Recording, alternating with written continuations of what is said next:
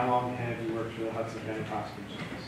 I've been employed by the Hudson County Prosecutor's Office since 2002 and as a detective since August of 2005. Where are you presently assigned?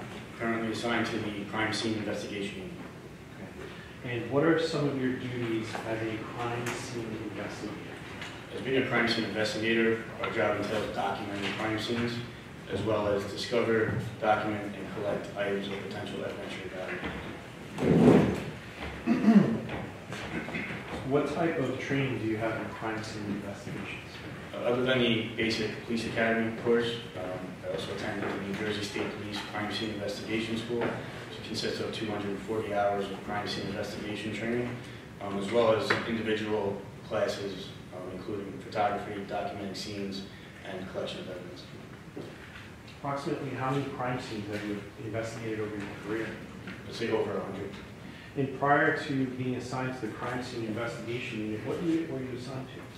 Prior to being assigned to the crime scene investigation unit, I was assigned to the homicide unit. Prior to that, I was assigned to the narcotics unit. Sergeant Kickey, I'd like to direct your attention to Saturday, July 28th, 2018. Were you on call that day? Yes, I was. And were you contacting regarding an incident that took place in Lincoln Park, Jersey City on that day? Yes, I was.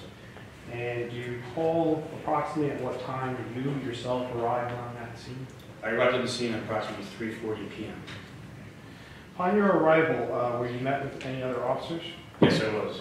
I was met by Captain Gazarowski of the Internal Affairs Unit, as well as Sergeant Kearns and Detective Mergelada of the Homicide Unit, and Jersey City officers that were at the scene. Why were you, for the crime scene investigation unit, asked to respond to this? We were actually responding to the scene as a part of the shooting response team. Anytime a police officer discharges his firearm or her firearm within the county, the prosecutor's office responds. Had the scene been secured before you arrived there? Yes, it was. And by whom was the scene secured? By the Jersey City Police Department. Were you advised of the facts and circumstances leading up to the investigation to that point? Yes, sir. And what did you do next after you arrived on the scene?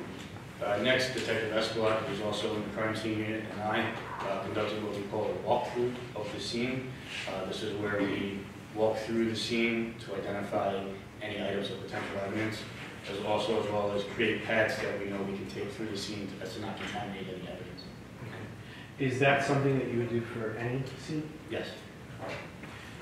What did you do after you conducted the walkthrough? After we conducted the walkthrough, I then began photographing and documenting the crime scene. How would you describe the scene? The scene was outdoors.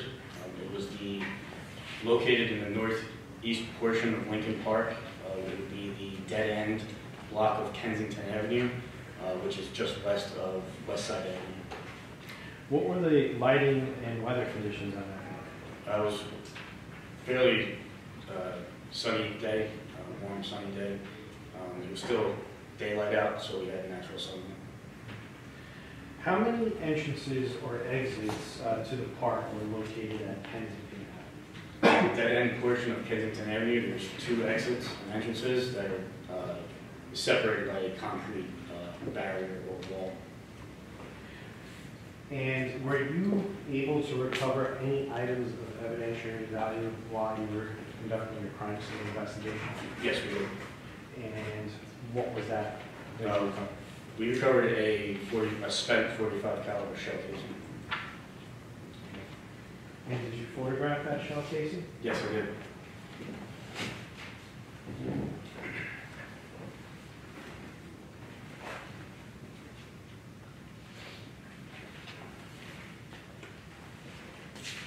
Your Honor, I've shown defense counsel the items that have been marked S7 through S12, as well as S14 through 21 for the purposes of identification. I'm now approaching the witness with the same. Judge, I'll stipulate for authentic and accurate delivering of evidence. Save some time. All right, S7 through 12 and 14 through 21 in evidence without objection. Detective, they are now in evidence. So what I'm going to do is I'm going to put them up on the video screen, and we're going to go through each one of them. And tell us what it is exactly that they depict. So start starting off with S7 on the screen. What are we looking at here? This is a photograph that I took that is looking east towards, I'm within Lincoln Park, looking towards Kensington Avenue. The buildings that you see there are located on the dead-end portion of Kensington Avenue. Okay, you had just previously testified that there were two entrances or exits at the bottom of this Kensington Avenue frame. Where would they be on this photograph? Within that photograph, one is located to the right where the two bicycles are in the photograph. The other would be all the way to the left of the wall, right there. And I'm pointing to the left-hand side of the screen.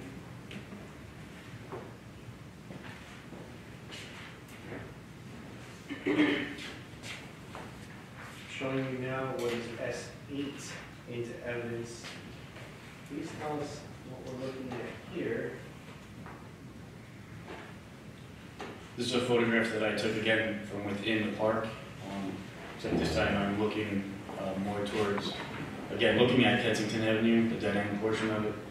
This time from a different angle, looking east and a little bit more south within the park. Okay. You just mentioned east on Kensington. Would this be Kensington Avenue that you speak of? Yes, sir. And east in that direction would be towards New York City? Yes, sir. Okay. This is the one exit or entry in the left-hand side of the photograph that you mentioned? Yes, sir. And over here by the bicycles would be the other entrance or exit? Yes, sir.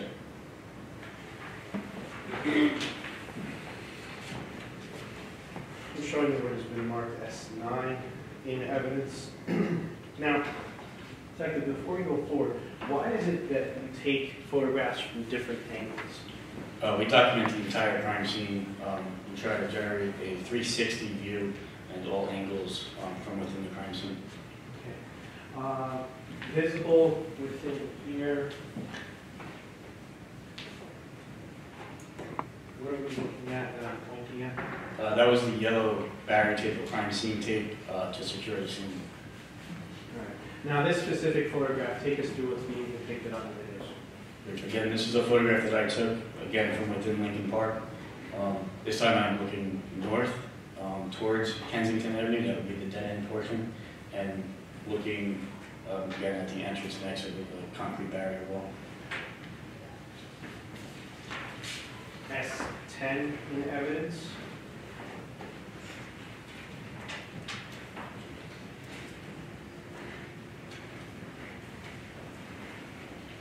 What are we looking at here? Photograph that I took from within the park. This is facing south now, going towards the middle of the park where the fountain is located. To the left would be the entrance and exit to the park from Kensington Avenue. Prominently displayed in the photograph over here that I'm pointing to on the right-hand side of the video screen. What is that? That is the fountain that's located within Lincoln Park. Is Belmont Avenue what leads to that fountain? Yes. West side? Yes, sir. S11. What do we see here? This is a photograph that I took. This is, again, from within Lincoln Park. This is now facing southwest within the park. Again, in the fountain that's located within Lincoln Park. And what's the vehicle over on the right-hand side? The vehicle on the right-hand side is our crime scene investigation truck, which contains all our equipment. S12 in evidence. What are we looking at here? Okay, this is a photograph that I took from within the park. Again, looking at the concrete divider that was located on the dead-end portion of Kensington Avenue. Previously testified that you recovered a spent shell casing, is that right? Yes, sir. Showing you what is S14 in evidence. What are we looking at there? Within the center of the photograph, that is a placard which we use to identify items of evidence that we located within the crime scene. In this photograph, it's marked number 1, and on the ground where that placard is a spent shell casing. Now, in this photograph, there's grass and gravel as well. Yes, sir. where's the one movable? This is located just past the entrance exit barrier wall that was at the dead end portion of Kensington Avenue. And the shell casing was in the grass? Yes, sir. Showing you the marks. S15 in evidence. What is that? This is a photograph that I took. This is a close-up image, close-up photograph of the spent shell casing that we recovered within the grass within Lincoln Park.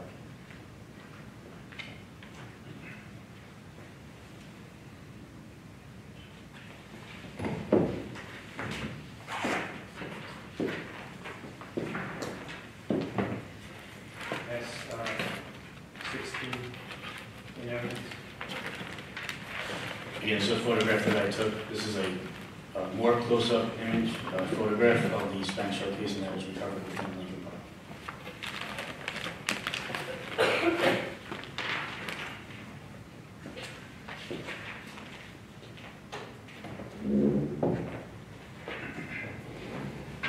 S17.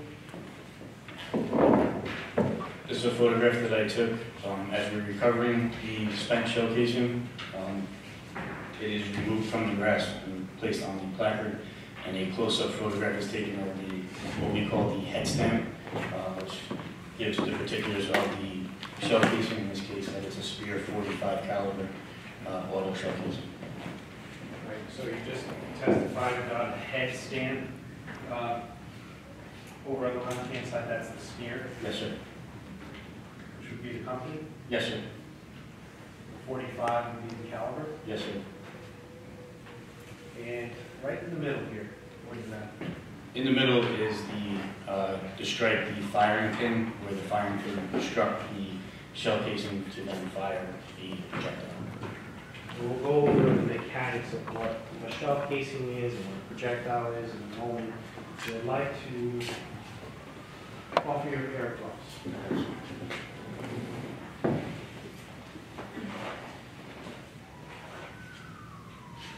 Yeah, girl. Yes, sir.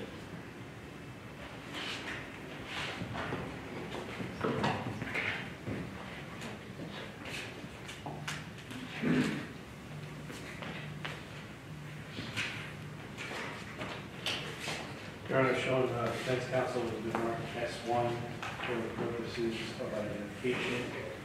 Approaching the witness with the same. Take your time. Sergeant. There are scissors. Before you open the bag, why is it that you wear gloves? Well, we wear gloves when handling evidence so to not contaminate the evidence and to protect ourselves and to preserve the evidence. And you get a chance, if you can empty out the contents, and the questions are going to be if you recognize them, what you recognize that envelope to be.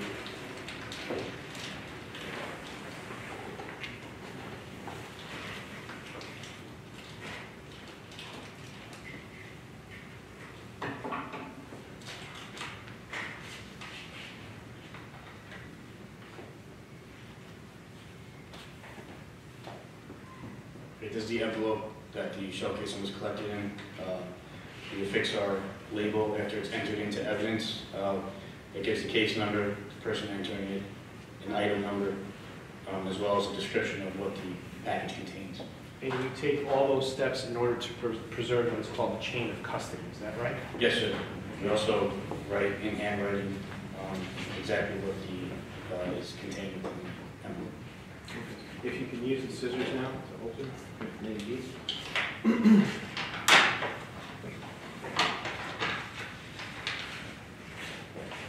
And for the purposes of the record, you empty out the envelope and there was another envelope within. Yes, sir. The reason for that is once the item is sent to the lab, in this case the New Jersey State Police Ballistics Unit lab, they then put it into their own envelope as well as affix their own evidence label for chain custody purposes.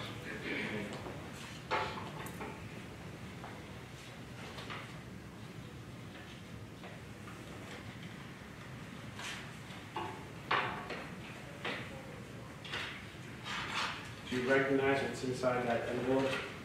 Yes, sir. And what do you recognize it to be? The shell casing that was recovered that day at Lincoln Park. Is that shell casing in the same or substantially similar condition as it was on the date in which you recovered it from Lincoln Park? Yes, sir.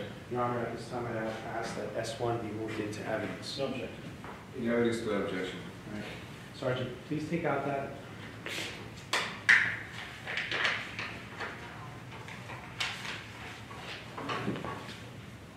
And please hold it up for the benefit of the jurors. And Sergeant, that's a shell casing, right? Yes, sir. How is a shell casing different from a projectile or bullet? The shell casing is essentially the bottom portion of the cartridge, which would contain the bullet. The bullet along with the shell casing would make a full cartridge. The shell casing is after the firing pin strikes the back and the projectile is fired through the weapon, the shell casing is then extracted. In this case, it's extracted from the gun or the firearm in the automatic weapon. Okay. So you mentioned an automatic weapon. How is that process different from a revolver? So a revolver would have the cylinder in the middle. When the firearm is fired, the revolver, the shell casing would remain within the cylinder, and it would just click over to the next round. So a shell casing in an automatic handgun ejects from the gun, is that right? Yes, sir. And then the bullet or the projectile comes through the barrel and out of the gun. Yes, sir. Put that back in, please.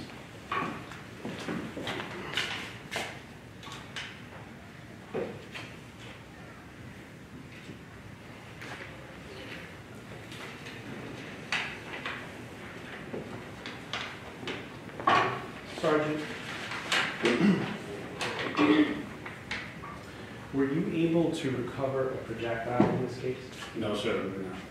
What steps did you take in order to look for that projectile? We searched the area surrounding where we located the shell casing, including the entrance and exit, the barrier wall of Kensington Avenue. When we did not locate anything at that specific area, we then moved over to which would be just south of the entrance and exit. There was a heavy tree-lined area within the park. We checked that area and the trees, the bottom of the trees, the best that we could. We then, just past that, which would be further east, just past that was a house, or the side of the house, which would have been the last house on the south side of Kensington Avenue. We checked that location, did not cover anything. We then went out to Kensington Avenue, and then we walked on Kensington Avenue to West Side Avenue to see if we could find any defects or strikes from the projectile, which we did not recover. Okay, you mentioned the word defects from a projectile. What does that mean? A defect would be where a bullet either strikes or hits or goes through an object. Sergeant, I'm going to show you what has been marked S31 in evidence. And I'm going to ask you now.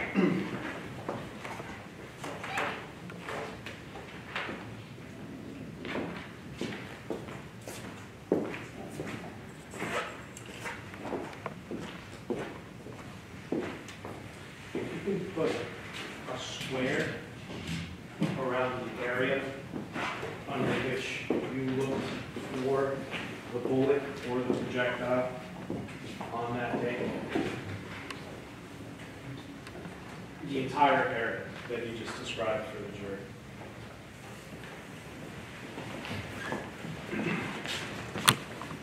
So the dead-end portion of Kensington Avenue, the entrance exit would be where the thumb type is. So we searched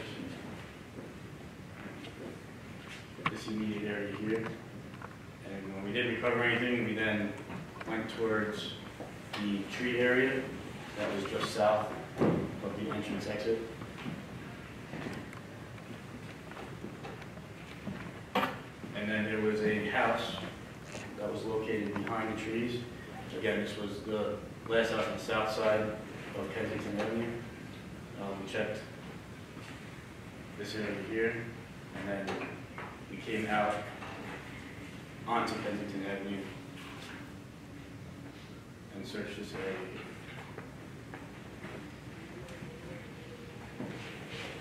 here. And why did you search this specific area for the hole? Just based off the information, again, where we located the shell casing, and the information given to us about the incident. This area, looking for any defects or marks on the path that the projectile would have traveled. Okay, you just mentioned the path that the projectile would have traveled.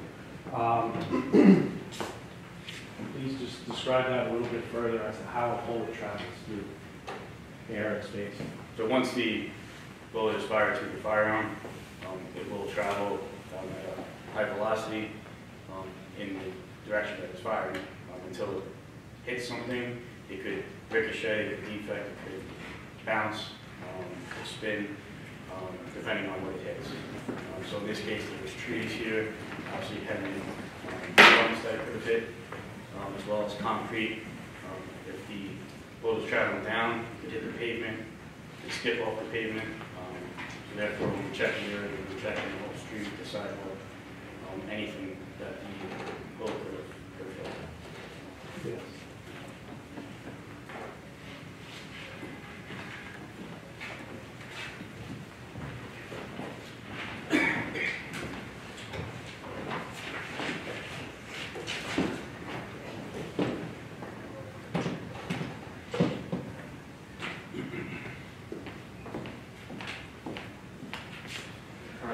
Sergeant, while at the scene, did you take possession of a weapon?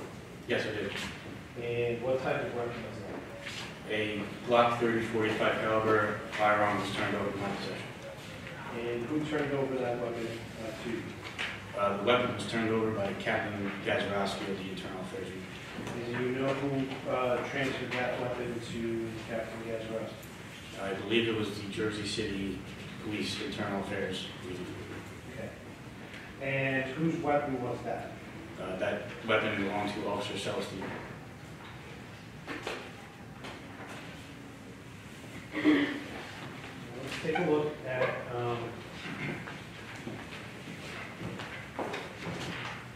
S-18 in evidence.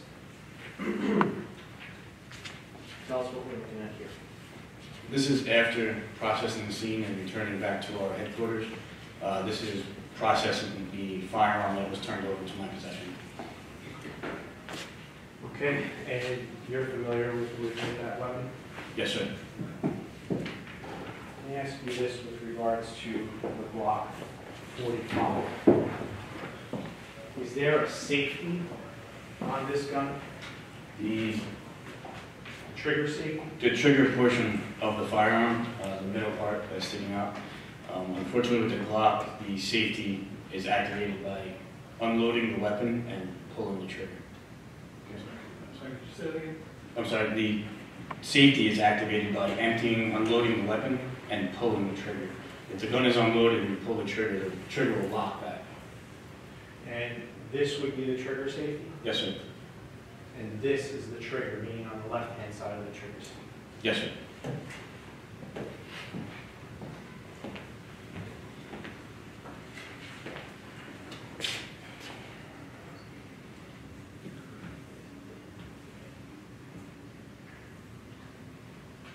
Let's look at S-18.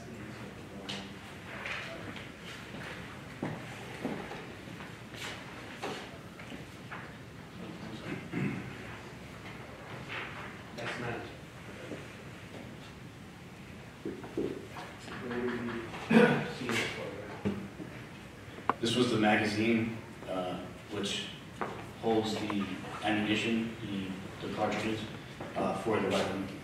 This was removed from the Glock 30. Okay, this is what fits into the gun. It holds the bolts, right? Yes, sir. If you look at the next photograph, that's one.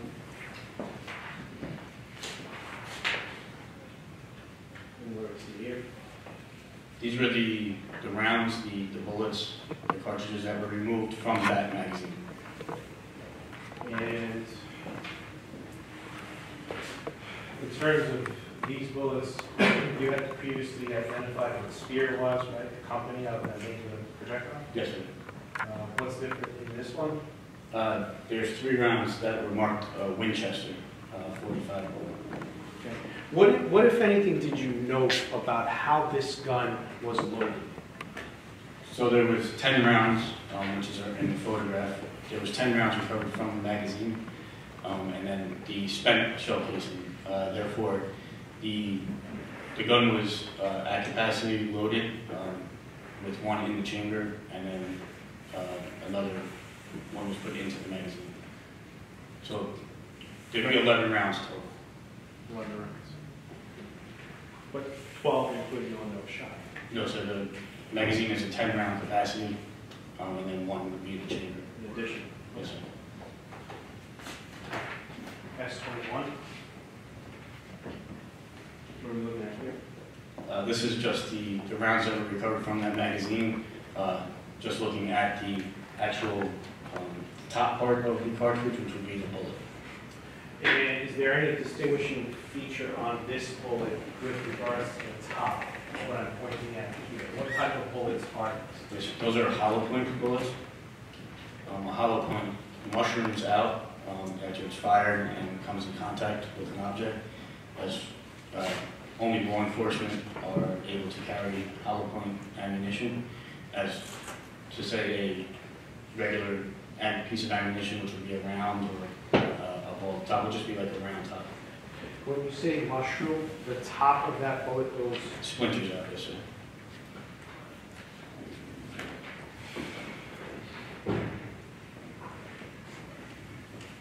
Do you have an extra pair of those? Yes, sir. Why do investigators wear separate gloves when handling separate items in evidence? But again, to preserve that evidence and then to not contaminate that item. So after touching one item of evidence, we're not contaminate the second item of evidence.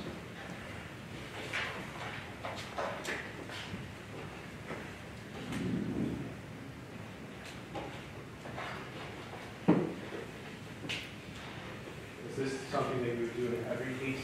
Yes, sir.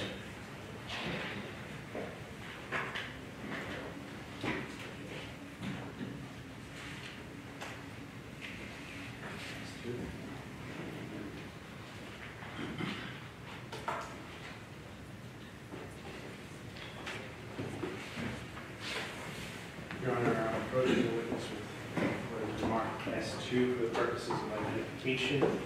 Do you recognize that? And what do you recognize it to be?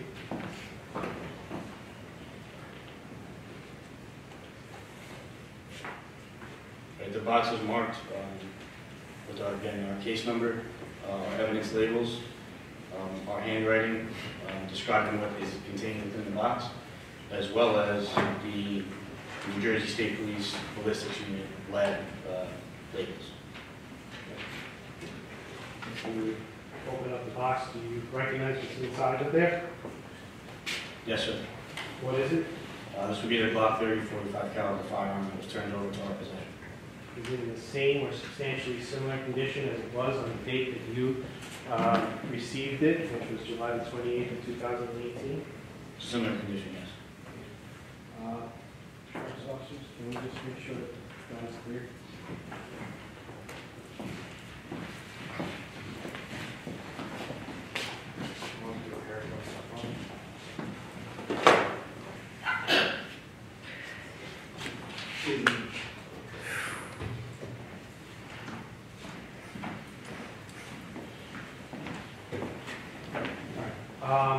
Your Honor, this is one that S2 can look into that. No objection. No, this is no objection. So can you please hold that up for members of the jury?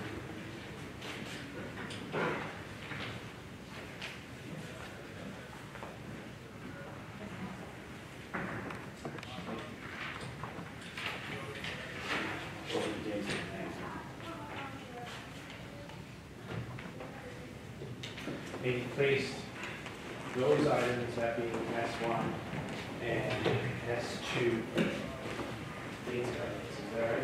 Yes, sir. After you completed the processing of the crime scene, did you conduct an additional walkthrough? Yes, we did. And why is that? We conducted a secondary walkthrough, again, to ensure that we did not miss any items of potential evidence, as well as to collect any equipment that is left behind. Did you find anything else? No, sir.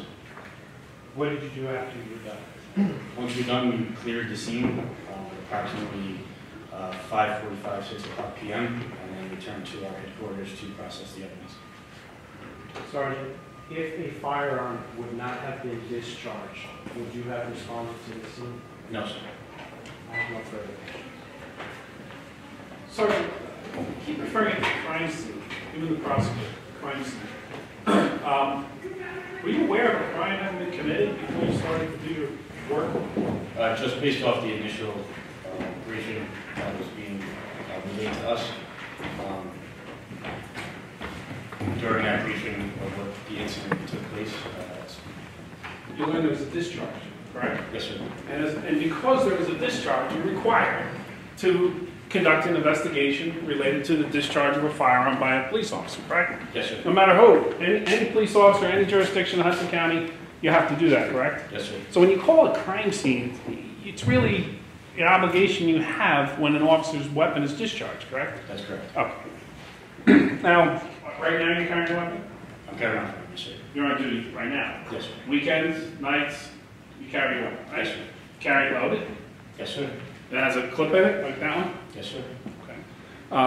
Hollow point bullets? Yes, sir. Okay, and that's standard issue for you in the prosecutor's office? Yes, sir. Are you aware that that's standard issue for Jersey City Police as well? Yes, sir. Why? Why do you carry your weapon off duty? Protect myself and my family Yourself and your family. From what? from any type of incident that we could run into out on the street. Any type of threat on the street. And that can happen at any time, Yes, sir. from anybody, Yes, sir. even 2 o'clock in the afternoon on a Saturday, right? Absolutely, sir. And if necessary, you may need to show your firearm to an individual to let them know you have it, correct? Yes, sir. And you may, under certain circumstances, take the firearm out and point it at an individual, correct? If the threat's serious enough? Yes, sir. Now, who's on this shooting response team? The shooting response team is consisted of members of the internal affairs unit, the homicide unit, and the crime scene investigation unit, as well as the assistant prosecutors from our office that are associated with homicide or internal affairs. Okay. And who would that be? Wait, strike that. Yes, that's a little different. How many people are in the unit, the shooting response unit? Say approximately 20. Okay. It's only prosecutor office personnel. And obviously, they rotate, so some people are on duty, some people are off duty. Yes, sir. 20 people didn't show up that day, correct? No, sir. So whoever was on call would be the ones who got the call, and they would have to go out to the scene to do what you did, correct? Myself and Detective Espelot from the crime scene unit were responsible for the scene processing. Members of the homicide unit and internal affairs would have actually conducted the investigation. Okay. And internal affairs, they're headed up by whom?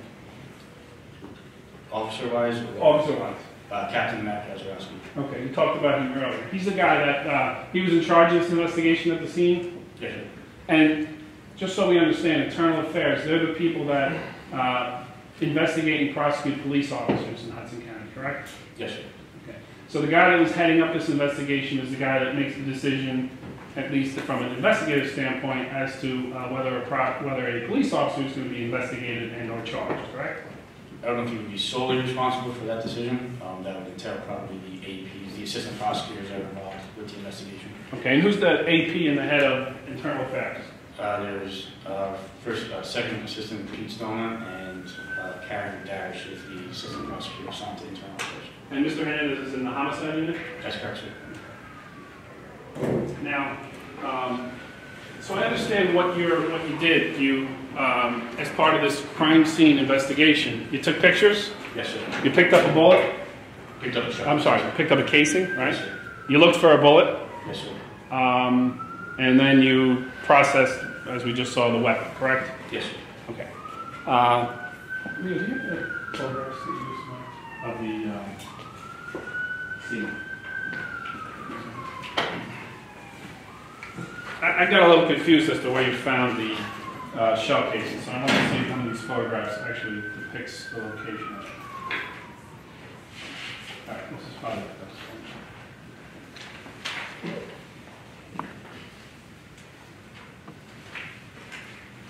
You took a lot of close-ups, right? You saw those.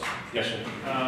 So I'm going to ask you if you recall the area where you found it, and if you see it.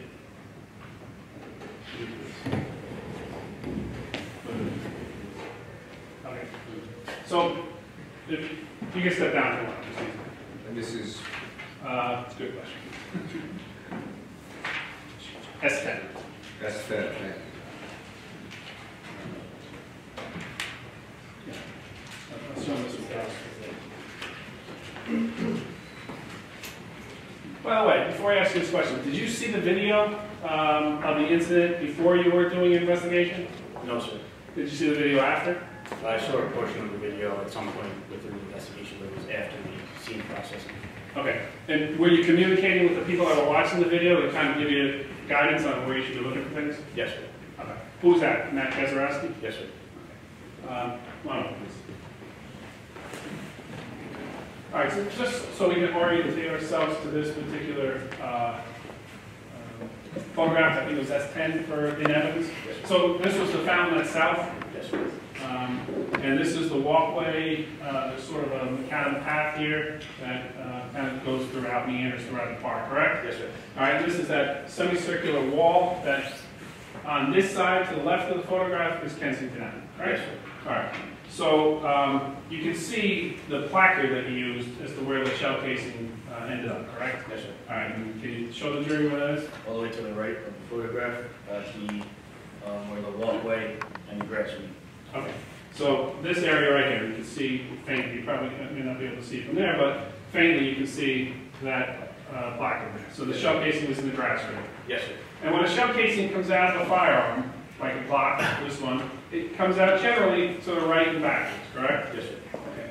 So when you found that, did you have a general idea of where the weapon was fired from? Yes, sir. And that would have been somewhere in this area, correct? Yes, sir. Okay. But yet you looked on Kensington Avenue. Yes, To the left. We looked to the Someone tell you to do that? No, sir. We looked, again, when we were looking for the projectile, we checked this whole area as well, went to the left, and that whole wooded area that was located to the left. And when we couldn't find anything, we then moved on to get it to Okay. So when you went back and looked at the video after you got done, did you come to the conclusion that in all likelihood it was somewhere in this wooded area? Yes, sir. We went, You went through. went back a second time after that. Oh, you did? To just check the general area. Okay. And we didn't look in. Okay. So nothing got hit, as far as you can tell, correct?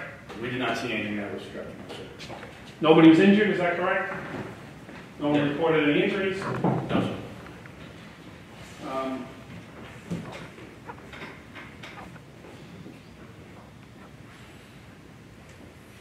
Do you have a Glock? Yes, sir. Use a Glock. And tell me about this trigger safety again. So when we go to clean our firearm, we unload it, take out all the rounds, make sure it's cleared. You then have to pull the trigger, which then locks back. Okay. And when you have it, is that your off-duty weapon, the Glock? No, both my off-duty and my on-duty. Okay. And when you if you get into a situation where you have to immediately use your weapon to protect yourself or your family, do you have to switch off something before you fire the weapon? No, sir. As soon as you take it out of the holster, it's ready to be fired, correct? Yes, sir. And if you have your finger in the trigger and you inadvertently push it, that weapon's going to discharge, correct? That's correct, sir. And you would agree that when an officer takes his weapon out, that's somewhat of a stressful situation. Do you agree with that? Absolutely. Just a couple more questions. Were you involved in any way with the interview of Carlos Martinez? No, sir. Were you involved, or did you have any information as to whether Carlos Martinez was being detained for any reason? In the beginning of when we arrived at the scene, I was made aware that there was a person being detained at the moment. And were you aware that he was actually in handcuffs? No, sir. Is that typical when someone's detained, they're in handcuffs? Yes, sir. Did you come to learn that he was released? At some point, maybe later on that night. Okay. Do you know who made the decision to release him? No, sir. Was Captain Gazarowski? You know? I don't know. You don't.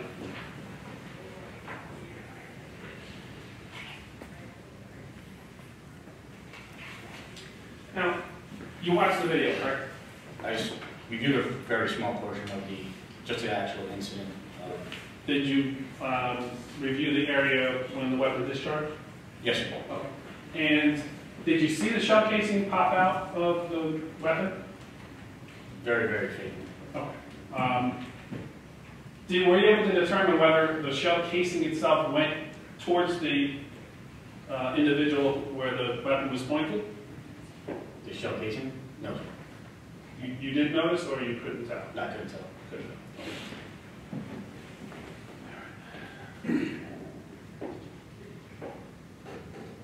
Did you get an opportunity to watch a cell phone video at all? No, sir. So you just watched the surveillance of the park? Yes, sir. Did you know if they had one in their possession, meaning the prosecutor's office at that point in time? No, sir. And you said you closed up the crime scene at 5:45 and they went back and processed all the items you have there? Yes, sir. Is that when you watched the video? It was either that night, later on that night, or the next day. You drafted a report, correct, to this Yes, sir. matter? Yes, sir.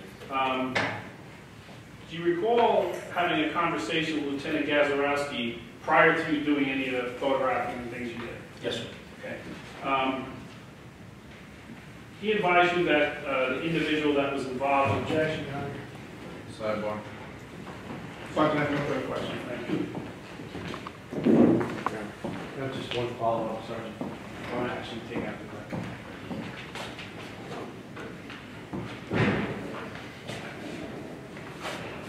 We were asked a series of questions on cross-examination by defense counsel as to training, whether or not you carry a weapon, talked about the safety. Are you familiar with the term indexing? Yes, sir. And would that be what I'm doing right now with the gun? Yes, sir. Why are police officers trained to index a gun? Trade the index to gun is to not pull the trigger or accidentally pull the trigger. Thank you, Sergeant.